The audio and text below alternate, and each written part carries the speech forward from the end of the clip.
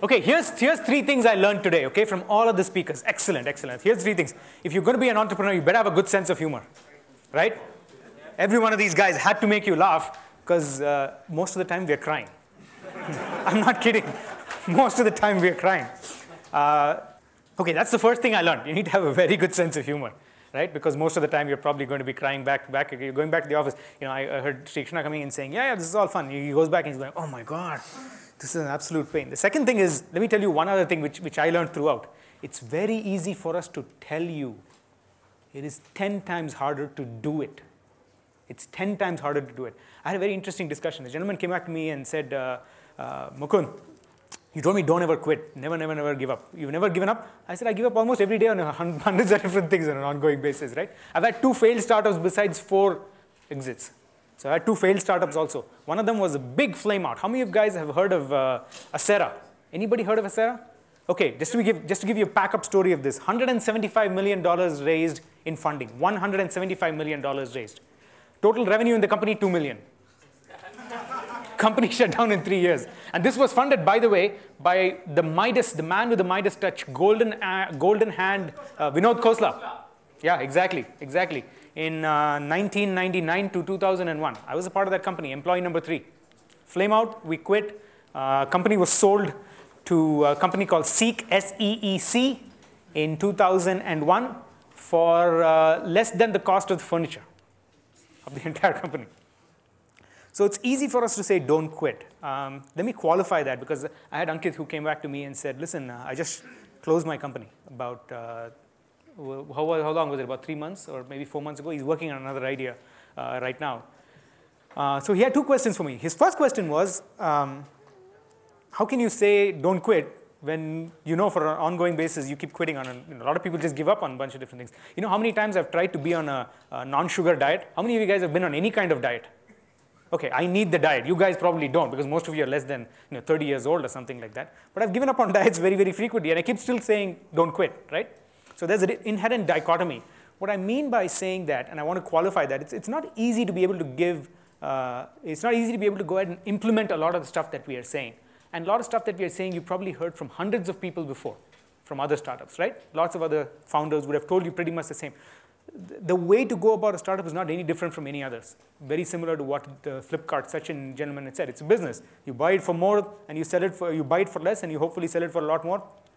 That's basically business. So it's easy to say, but what I said when I mean by don't give up typically tends to be that you will have a lot of opportunity to keep getting down on it again and again and again. A lot of opportunity. Again and again, you'll have people telling you you're wrong. I had 947 people who told me my demo was useless. They didn't say the demo was useless. They just said I was an idiot. They didn't know what we were doing, right? And the only thing that will keep you going, or let me tell you what kept me going again and again. It's the hope that the next person would say, this is an awesome demo. That's it. You're just trying to get to the next step. That's what I mean by don't quit. There will be just one more step that you probably need to be able to take, right? That's what I meant. Second part of his question was, the question was a little bit more complicated, so I'm trying to address it because I think a lot of people will probably have similar kinds of questions anyway.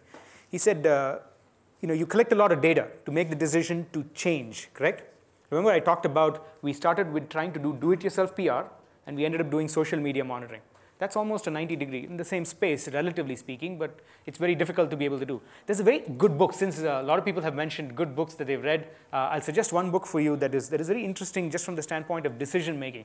And here's the bottom line of that book. The bottom line of the book says, you can collect a lot of data at the end of the day, go with your gut. Okay, that's the snapshot. If you don't want to buy the book, here is what the book, here's what the book tells you. It's called 6 Hats Thinking. Have any of you guys heard of this? Yeah, 6 Hat Thinking is a very, sorry? Steve DeBono. Yeah, Steve DeBono. Good book. It's called 6 Hats Thinking. He basically breaks it down to different colors of hats, red, black, white, yellow, etc. And he says there is different elements of data and information that you get. Some of it that you get from your gut, some of it that you get anecdotally, some of it that you get from factual stuff, etc. Right? He says take all of this information as much as you can and then decide on what you want to be able to go ahead and do. So when you have a perspective of a lot of data from a lot of different places, then you tend to make a decision a lot more easier. Fair enough? So it's not easy to implement in some way, but it typically tends to be a brainstorming session with a lot of people, right? I tend to make sure that a lot of people get involved at least when the decision tends to be something that everybody has to be able to make a slight change on. Why? Buy-in is a lot easier. You might have decided in your head that that's the way you want to go, but it's a lot easier when you get the rest of your people also coming into the place and saying, let's go through all of the data that we have, and let's make a decision together. And by the way, you already made the decision, so it doesn't really matter, but you've got to make sure that their buy-in comes from that portion. Fair enough? Okay, I'm going to talk about the last portion, which we were supposed to go in the morning. Luckily, we'll go through this fairly quickly. The other portion is a really nice video, but I think we've not been able to figure out the video portion except for the gentleman that did it. So I'll point you to it. Go take a look at it a little bit later. It's a pretty interesting one for most parts. Right, so let's go back to the art of storytelling. How many of you guys like a good story? You know how many stories that are good that I've heard today? The story that I liked, that still sticks on to me is the first gentleman that came after me, and he talked about how there were 4 friends who essentially got bored, and they started MobiMe, and then worked away from there, right? That was an interesting part of the story, simply because he personalized it. He told you what it meant for him and how it came about. The art of storytelling typically tends to be very, very useful, not only for investors, but for employees, people that you want to be able to hire, people that you want to be able to partner with, and so on and so forth. Right? So the art of storytelling is something that I believe is inherently very, very useful and important for you to be able to learn. And I keep trying this on an ongoing basis because I tell a lot of lousy stories also. There's a very important thing that you remember that I keep telling a lot of people. There's a difference between a good story and a fable, right? A fable tends to be the kind of Jataka tales kind of a thing. It has a good moral at the end of the thing, but it doesn't really ring very, very well. So there are 3-4 things that I have collected that I believe are useful in forming the essence of your story. Every time you tell somebody, this is the reason why I got started. This is the reason why this company exists. This is what this company is supposed to do. You're essentially telling a story. You're trying to string together a lot of pearls and make a nice necklace out of it, right? So that's the whole point I was trying to be able to go ahead and come through with this portion of the presentation. Good stories do 3 things. Good stories inspire you to take immediate action. Remember the preparation part that I told you was an important part of the determination? This is one of the absolutely important things that you keep coming back to again and again, which is, for example, we had Sanjay coming in and talking a little bit about trying to work with large partners, large customers, right? How do you get those people to actually go ahead and partner with you? One of the things that I think the storytelling element actually does for you is helps you make sure that the other person gets you an action immediately. Let me give you an example. Any of you guys heard of the eBay pest dispenser story? Okay, for the guys who have not, the gentleman that started eBay actually came back and said after a few years that the reason he got started with eBay was because he was sitting next to his girlfriend for dinner, and she was collecting pest dispensers. I don't know if you guys know what a pest dispenser is. It's a hard candy cover top, and there are different characters that come on top of the pest candy, very similar to a Goofy or a Pluto or a Mickey Mouse. So every time it opens its mouth, you get a little piece of candy from it. Okay, that's a pest dispenser. It essentially dispenses a small piece of candy. Okay, so he came back and said, oh yeah, that's how I got started. I got started because I was sitting next to my girlfriend after dinner one day. She wanted to collect all these wonderful pest dispensers, but she couldn't find a place to be able to do it. And everybody lapped it up. And you know what? That was not even a story that actually happened at any point in time at all. It's not a question of whether he made up the story for a specific reason or not. The more important portion was what he initially started with was the ability to create a very efficient marketplace. That's what he wanted to be able to do. But you need to be able to personalize the story so that it can inspire people to take the action. Okay, which means you want them to do something for you. The first step, typically, you're trying to sell to somebody, right? You're trying to get them to say, okay, I'll buy into this, or I'll go ahead and pay you money for this. Good stories tend to inspire a lot of action. The second thing that good stories do is they tend to be very different. You will find a lot of people saying, you know, my story is pretty much the same as everybody else's. It's a startup that got started, moved, and moved forward. The one thing that I think we don't do a good job, coming back to the point that the gentleman previously to me, Chris, said a little bit about, is besides the ecosystem element that you talked about, which doesn't exist to a large extent, there are a lot of skills that you also talked about. I think you used the word, the skill is not there, which is the mind is willing, but the body is not. Yeah, yeah, something to that effect. I'm trying to paraphrase. But I think there's an important skill and an element of marketing that I think everybody has to be able to inherently pull in anyway. The ability of making sure your story is good has to be a very important part of making sure your story is different from somebody else's, because good or better is not good enough. So if you come back and say, I'm making this, I'm a little bit better than somebody else, it doesn't inspire people to say, okay, this is something that I'm really interested in going forward. The second most important element of what a good story does, it tends to be very, very different from somebody else's story. Okay, that's the second important part that I've completely learned that makes it a lot more useful in terms of getting the story out to you and getting the story to resonate with you. The third one is they're very, very authentic. They have to be based in reality. Again, going back to the point that I made, which is what is a fable versus what is a story. A story, let me give you an example of a story itself. Remember I told you about the fact that I was actually going all the way from Cisco, driving up back home, raining, car going out and everything else. That is actually, as most of you would realize, when you were going through this, you'd know that that's a true story only because there are not too many times that something like that happens on an ongoing basis. The point of that story was to bring out the fact that you will have a lot of downtime, times when you'll be absolutely down. And trust me, even though people say going in a startup is like a roller coaster, it seems more down than it actually is up. It's not a very glamorous job, as most of you can probably relate to, right? The third part of the thing that I think good stories help you do is they tend to be very, very authentic, which means that doesn't mean that you have transparency. Doesn't mean you have to tell everything to everybody. It just means that they're very, very authentic. They have a sense of, yes, I can believe this story because I can possibly go through the same thing. Okay? So unlike maybe a Bollywood story or something like that, I'll talk to you about just one element of what makes a good story. Someone or something wants it very, very badly. They go against a lot of odds, and they want to be able to get it. And there's a good result at the end of the thing. Very similar to a very simple, here is what this customer has a pain point for.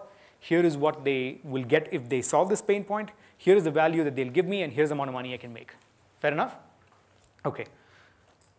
So the video we're going to skip. Is that right? Okay. All right. So let me ask you about one thing. How many of you guys really like stories that relate back to a simple customer itself? Okay. Let me tell you what I mean by that. We had the person coming from Vatsalya, right? Vatsalya.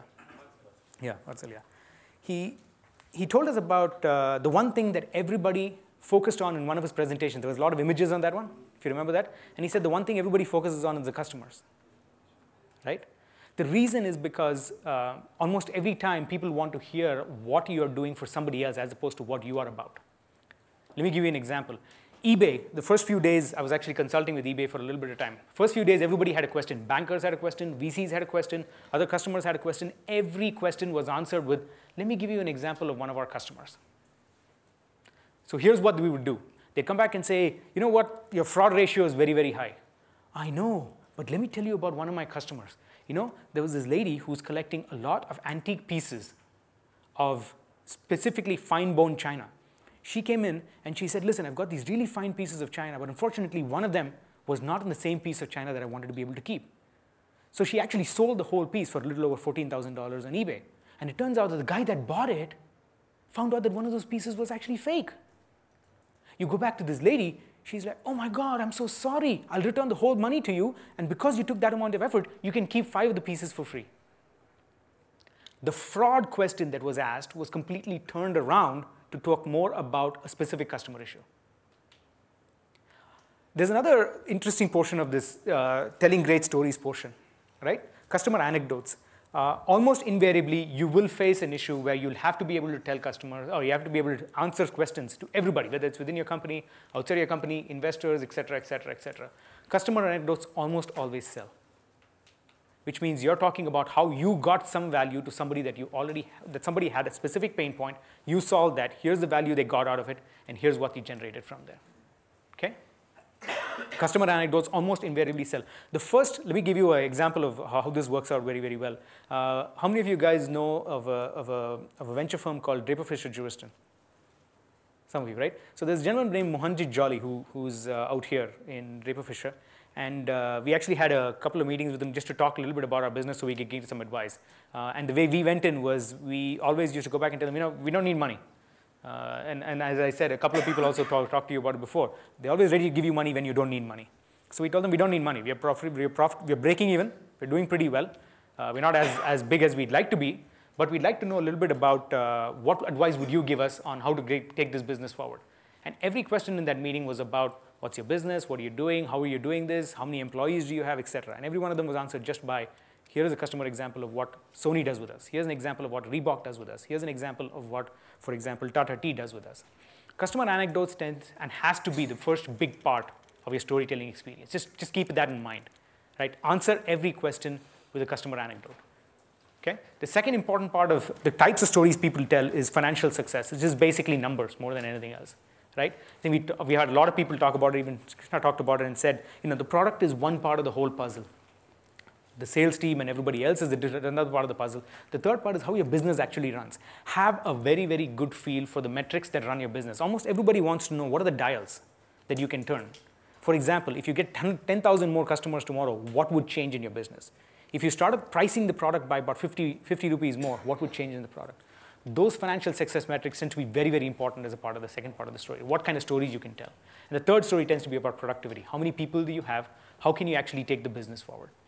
Okay? I just wanted to take about quick 10 minutes. This was going to be a much longer thing with a lot of jokes and everything else. I think most of you guys are tired. I just wanted to make sure that I let you know these are the different aspects of storytelling that I think everybody needs to internalize a little bit more.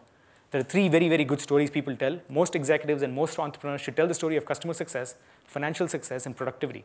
And the reason why is because they inspire you to be action. Great stories are a lot more different, which is I'm doing this, and here is how I'm different from anybody else. Okay? Any questions?